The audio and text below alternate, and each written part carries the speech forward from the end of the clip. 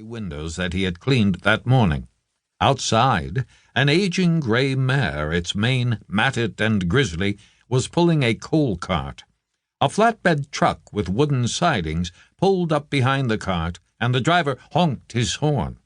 When the truck was eventually able to pull past, the two men in party uniforms in the front shouted and made gestures at the man in the cart who sat holding leather reins.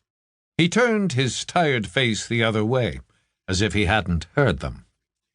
Tomas moved his hands to the piano keys, rested them momentarily, and then began to play. The music flowing through him was familiar and golden, pulling him onward. He had no choice but to follow it.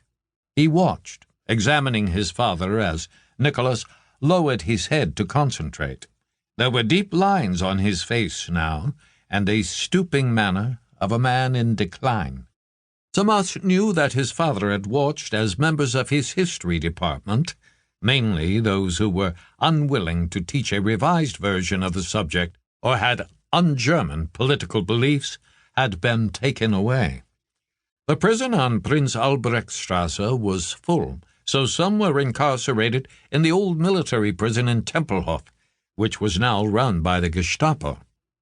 Tomas had passed by this place, Columbia House, which was near the barracks, on his bicycle only last week. Slowing to examine its mean stone walls on Friesenstrasse, he had experienced an involuntary shudder. It was said that the place possessed dungeons and 156 cells in which there were hundreds of prisoners. Most were on their way to the new camp in Oranienburg, near the Hohenzollern Canal, where an old factory had been repurposed.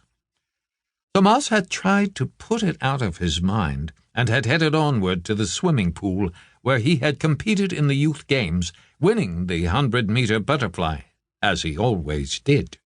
On his way out, as he squeezed through the bronzed and uniformed teenagers who smelled of chlorine, a tanned girl with tight blonde plaits had smiled at him in a shy way that was, he thought, an invitation of a sort. He had seen the badge of the Bund Deutscher Madel, the League of German Girls, on her shirt. It made him wonder what was really in her heart. He had arrived late and left early, slipping away before the parade with its triangular flags, songs, and spontaneous cheers for the Führer. Tomas had been playing the piano for perhaps 5 minutes when the banging started. He heard a thump on the ceiling above them, as if a large object had been dropped. A few minutes later there was a thudding of footsteps.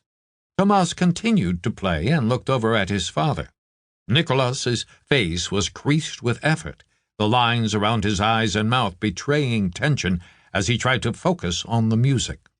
Slam! A door upstairs crashed into its frame. Bang! Bang! Bang! Bang!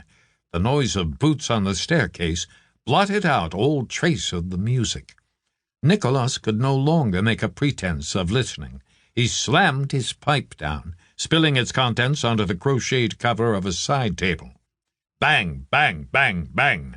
The noise was heading toward them now, down the creaking staircase. It sounded like someone was rolling a boulder that was hitting every step on its way down. Nicholas hauled himself from his chair. His back stooped. He walked toward the hallway, his footsteps uneven and shallow. Tomas stopped playing. His father was in the hallway. No one was listening to him now. "Dieter!" Nicholas shouted to his stepson. "What on earth are you doing?" "I have a meeting to attend," Dieter said. His voice was low and confident. The noisy provocation was now matched by undisguised insolence. Dieter no longer used a deferential tone toward Nicholas. His manner was one of barely concealed contempt. "Look at yourself, Dieter. What do you think you look like?" "Like a patriot, of course." Nicholas didn't answer.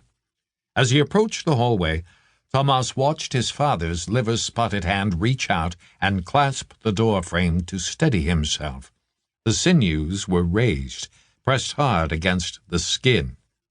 "Ah, of course," Dieter